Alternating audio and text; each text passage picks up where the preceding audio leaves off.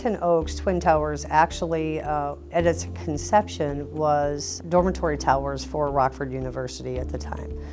For the last 50 years, since 1969, is actually when the Rockford Housing Authority added it to its portfolio. And being 418 units, 209 per tower, the original designation of that building was elderly disabled only. However, we have struggled over the years to maintain occupancy there. So back in 2009, we actually submitted a special application to HUD asking that we remove that designation because our occupancy there was so low. And I truly believe the occupancy was so low is because that side of our community, which is the southeast side of our community, is saturated with elderly disabled housing. And the location of it did not give folks the opportunity, again, or the access to the facilities and services that they needed. In 2009, we were granted that access, and we actually started moving in younger folks into one of the towers. Unfortunately, very quickly, we realized that that was not the right move. We are putting a much younger population into the same environment with folks that are trying to age in place, which again did not help our occupancy, which is one of the leading factors of the reason why we submitted for the Section 18 applications, because we struggled so hard to keep folks living there, wanting to live there, and then wanting to remain there. Generally, our subsidy through HUD is about $1.1 million per year in operating, and just about equal that in capital funds. But looking at those buildings and the fact that they were as large as they were, had as many apartments as they were, with our limited funding, it was just unrealistic to be able to maintain those buildings with that very limited funding. There's no way to maintain the lifestyle that's really required for today with that limited funding. So to be the best stewards of HUD funding, to make sure that we provide the best overall environment for the folks that live there and give them opportunities and access to services, it was the best decision not only for our agency, but for our residents and for the surrounding community to look to remove those buildings. The caveat of that application is to create a relocation plan and to outline what opportunities and or access are you going to give the residents that you are now displacing. As you can probably imagine, it was, kind of all over the place because we had 179 people that we had to relocate. But we made sure that we met every need possible of our residents. When implementing the client-centered approach for our residents, we did the needs assessment, we did the monitoring, we did the service planning, and all of these things together help that individual to successfully relocate into a place they wanted to be. They were happy with it and their family were happy with it. And so because we took the steps that were needed, we were able to successfully get the resident where they wanted to be. We could not have been as successful as we were had it not been for a lot of the agencies and organizations that stepped up to help us with this endeavor. An invitation for bid was put in the community to cover the deconstruction of Brewington Oaks. HUD requires us to look at all avenues of companies that submit bids and make sure we have a most responsible bidder. 12 companies submitted a bid for the destruction of Brewington Oaks. We try to prioritize women-owned business and Section 3 businesses. Rockford Housing Authority Board of Commission awarded a $1.5 million contract to Intract Group, LLC, for the deconstruction of Brewington Oaks.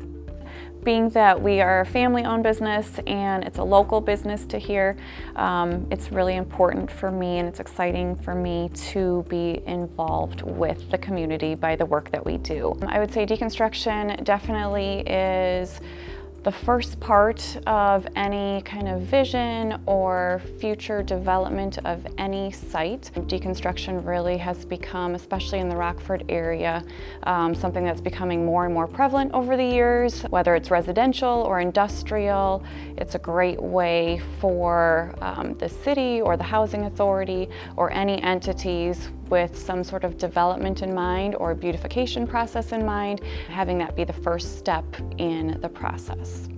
There's several facets of this demolition that have to occur before the actual demolition starts. We have to, we all sit down and we talk, and we have to get approval by HUD, and then we have to outsource through procurement the deconstruction part of it. There's several other things that have to happen. You have to have utilities removed.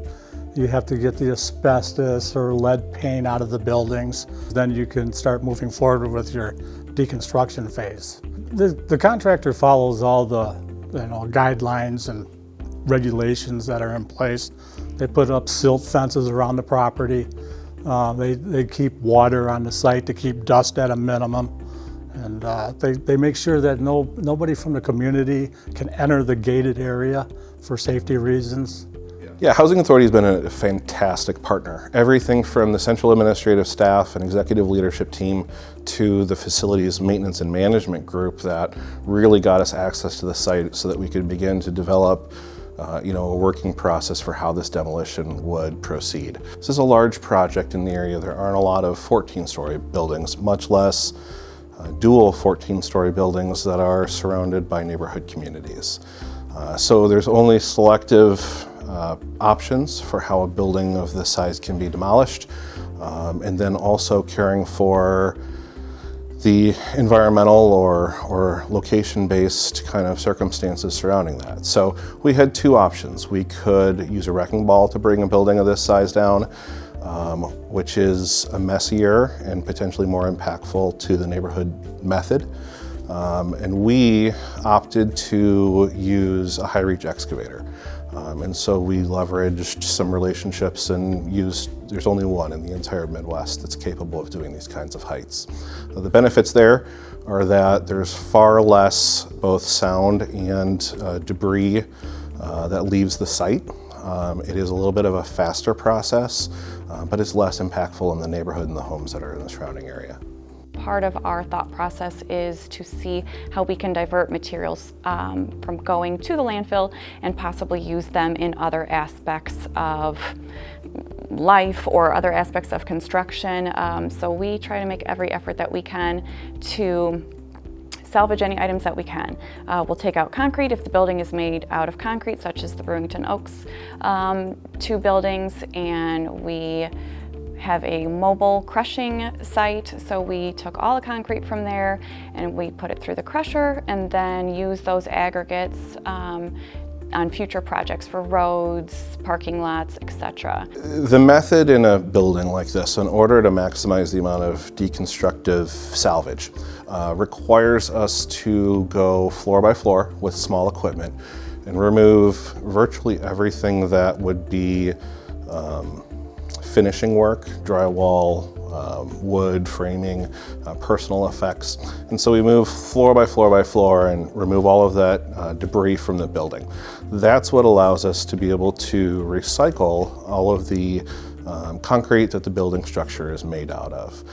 It takes about a month per building in order to do the floor by floor removals. The return on investment there is we saved something to the tune of 24,000 tons of debris that didn't go to the landfill by doing a deconstruction versus a true wrecking ball demolition. The beauty of deconstruction is that you can kind of piecemeal things out so that not everything has to go to the landfill, and it's quite significant tonnages then that do not have to go to the landfill versus being reused into other future projects in one form or fashion. It's about a month and a half, slightly more than that, maybe 2 months, in order to slowly chip away at the concrete structure of the building until it's low enough to the ground in order to bring it down through demolition. This is my first experience with a demolition of a property of that magnitude. It was surreal to watch that building come down. It was a sight to see. Housing Authority has probably been one of the best organizations at maintaining communication, having a really clear expectation and understanding of what the process would be, as well as what they wanted out of the site after our work was done. Working with RHA in general, it was a good working relationship that we had with them, and hope to continue to work with them in the future. Our Section 18 application actually asks for demolition and then to allow the space to remain green space, to allow our board and our agency the opportunity to look into future redevelopment. And of course, we don't want to look at that redevelopment without talking to the community, without making sure that whatever goes there provides additional affordable housing, but maybe it's a mix of affordable housing with fair market, but it's also aesthetically pleasing to the neighborhood and it fits into the neighborhood, and that we are providing an environment of peace and of amenities and access, not only to our residents, but to the surrounding community.